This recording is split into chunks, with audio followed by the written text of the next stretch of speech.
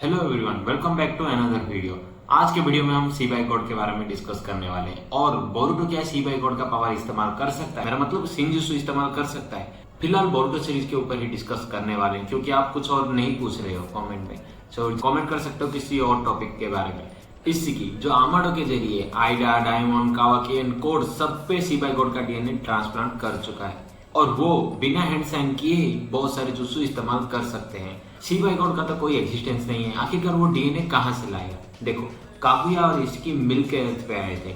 जब वो अर्थ पे आए वो देखे ऑलरेडी यहाँ पे एक डिवाइन ट्री है। कागुया उस डिवाइन ट्री को बचाना चाहता था बाकी ओसुकियों से। मोमोशिकी, किन्शिकी और टूटा हुआ प्लेट वाला जो ओसुकी थे वो नहीं आए थे अर्थ पे, क्योंकि अगर वो आते पहले, कागुया से पहले आते तो अर्थ का लाइफ फोर्स खत्म हो जाता। इंसान तो क्या एक परिंदा भी नहीं बचता। जब कागुया अर्थ पे पहली बार आया वो आते ही लॉर्ड टेंजी से बताया कि वो इस डिवाइन ट्री को प्रोटेक्ट करना चाहता है। लॉर्ड टेंजी उस विलेज का जो चीफ था। टेंजी कागुया का ख्याल रखने के लिए एक केयरटेकर को भेजा, उसका नाम आयनो था। वो बताया कि ये पेड़ लाखों साल पुराना है, इसे कौन लगाया, कैसे लगाया, कुछ भी पता नहीं है, पर उनके विलेज और सबके उनके पूर्वज उसे बड़ा होते हुए देखा है। और उसने एक रूमर भी सुना है कि उस पेड़ के पास जो कोई भी जाता है वो पेड़ उसे खा लेता है। मतलब एक डिमोन स्पिरिट है जो अपने व्हाइट ब्रांचेस को भेज के सबको खा लेता है। इससे प्रूफ होता है कि ये डिवाइन ट्री है जो इंसानों को डिवोर करता है। बट विलेज वालों ने इसे डिमोन स्पिरिट समझ रखा था। कागुया को पता था कि इस डिवाइन ट्री के पीछे बहुत सारे ओसुकी आने वाले हैं, मतलब मोमोशिकी, किन्शिकी। उसे ये नहीं पता था कि इशिकी अभी तक जिंदा है, पर उसे मोमोशिकी का जरूर पता था। इसीलिए वो उनके खिलाफ एक जंग लड़ने के लिए तैयार हो रहा था। एक्चुअल में कागुया चाहता तो पूरा रातों रात प्लेनेट को तबाह कर सकता था, बट वो अर्थ को प्रोटेक्ट करना चाहता था बाकी ओसुकियों से। एक्चुअल में ये ट्री सी बाई गॉड का बनाया हुआ है, या फिर सी बाई गॉड का लास्ट फिजिकल एग्जिस्टेंस यहीं खत्म हुआ हो। इसी को पता चल गया होगा कि ये सी बाई गॉड का डिवाइन ट्री है और वो इस डिवाइन ट्री के लिए कागुया से फाइट किया। जैसे मातारा ने हाशिरामा सेल को चुराया था लड़ते वक्त और बाद में इम्प्लांट किया, बिल्कुल वैसे इसी इस डिवाइन ट्री से सी बाई गॉड का डीएनए चुराया होगा और बाद में बाकियों में इम्प्लांट किया। बाद में यही डिवाइन ट्री से एक चक्रा फ्रूट क्रिएट हुआ था जिसे कागुया ने डिवोर किया था उस विलेज वालों को, सबको इन्फिनिटी सुक्रिया में भेजने के लिए। कहा जाता है कोई ओसुकी अगर एक डिवाइन ट्री का चक्रा फ्रूट को डिवोर करता है तो उस डिवाइन ट्री के क्रिएटर का मेमोरी भी उसके साथ शेयर होता है। बिल्कुल वैसे ही कागुया को भी पता होगा कि इस डिवाइन ट्री को किसने बनाया और कैसे बनाया। इस डिवाइन ट्री से बस डीएनए चोरी किया था, उसके चक्रा फ्रूट से नहीं। इसीलिए इसका पावर इस्तेमाल कर सकता है शिनजुत्सु जैसा, बट उसका मेमोरी नहीं रिगेन कर सकता। अब आपको पता चल गया होगा कि इशिकी के पास सी बाई गॉड का डीएनए कहाँ से आया। अब बारी है बोरुटो की। क्या बोरुटो सी बाई गॉड का पावर इस्तेमाल कर सकता है? मतलब शिनजुत्सु। सब सोच रहे कि आमाडो जो बताया था सी बाई गॉड, उसका पावर बोरुटो के साथ पूरा मिलता है, मतलब ज्यादा है उसके पास। क्योंकि जब मोमोशिकी टेक ओवर कर लेता है उसका हॉर्न सी बाई गॉड जैसा दिखता है, मोमोशिकी जैसा नहीं। हालांकि कावाकी में इशिकी जैसा ही हॉर्न उठता है बट सी बाई जैसा नहीं।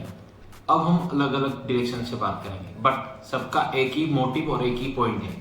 बोरुटो मांगा और एनिमे में बहुत डिफरेंस है फिलर एपिसोड्स को लेके। यहाँ फिलर एपिसोड्स कुछ ज्यादा ही बड़ा चढ़ा के दिखा चुके हैं, मतलब कुछ ऐसा दिखा चुके हैं जो मांगा में टोटली एग्जिस्ट ही नहीं करता, दूर दूर तक नामो निशान नहीं। जैसे कि यूराशिकी का टाइम ट्रेवल फाइट, दीपा और विक्टर का डिवाइन ट्री को लेके फाइट, कुछ ऐसे ही। इनमें से एक भी मांगा में नहीं है। इतना ही नहीं, तोनेरी का एग्जिस्टेंस इन बोरुटो और जोगन का एक्टिवेशन कुछ भी नहीं दिखाया गया है। हाँ, एनिमे में ये दिखाया गया है कि तोनेरी बोरुटो के साथ कुछ किया है उसके बर्थ टाइम पे। जब यूराशिकी मून पे गया था वो बोला था कि तुम उस प्लेनेट को छोड़ दिया और साथ ही उसके बेटे के साथ कुछ किया है। उसके बेटे का मतलब हिनाटा के बेटे के साथ उसके बर्थ टाइम पे। इस बात को लेकर सब बोल रहे कि जोगन का अपियर होना, एक्टिवेशन होना तोनेरी का ही किया धरा है। और यूराशिकी ने भी बोला था जब बोरुटो और शिंकी मिलके यूराशिकी से फाइट कर रहे थे, वो बोला कि ये जोगन है। मतलब वहाँ आइडेंटिफाई हो गया कि इस आंख का नाम जोगन है। ये मांगा में मेंशन नहीं है, इसीलिए यूराशिकी ने तोनेरी को 10,000 साल के लिए सील कर दिया, मतलब यहाँ ही फिलर को खत्म कर दिया। बट ये फिलर टोटली पॉइंट करता है बोरुटो के बर्थ टाइम पे। किसिमिटो मांगा में बोरुटो के बर्थ को लेके इंडिकेट कर चुके हैं, जो कि एनिमे में बहुत जल्द आने वाला है। आमाडो ने बताया था कि वो अपनी बेटी का memory and personality regain and recreate करने के लिए डेल्टा को बनाया था, बट डेल्टा का पर्सनालिटी बदल गया। हालांकि मेमोरी सेम टू सेम, उसका पर्सनालिटी टोटल बदल गया। उसने ये भी बोला था कि उसकी बेटी 12 साल पहले मर चुकी है और बोरुटो कंफर्म करता है कि ठीक 12 साल पहले वो पैदा हुआ था जब डेल्टा का डेथ हुआ था। मैं भी डेल्टा को बनाते वक्त कुछ सीवाई गॉड का डीएनए बोरुटो के पास आ गया हो, मतलब कोई ट्रांसप्लांट किया हो, कौन किया हो, कैसा किया हो, कुछ भी नहीं पता है। मैं भी फ्यूचर में दिखाने वाले हैं। देखो अब और एक क्वेश्चन आता है, इशिकी और मोमोशिकी दोनों उत्सुकी थे, बट मोमोशिकी फ्यूचर देख पाया बोरुटो का, बट इशिकी नहीं देख पाया कावाकी का। अब बोल रहे हैं कि कुछ इशिकी ट्रांसप्लांट किया था अमाडो के जरिए, उसका Karma, but Momoshiki directly transplant कर दिया था बोरुटो को। ऐसा कुछ नहीं है, क्योंकि मोमोशिकी ट्रांसप्लांट करने से पहले ही वो बोरुटो का फ्यूचर देख लिया।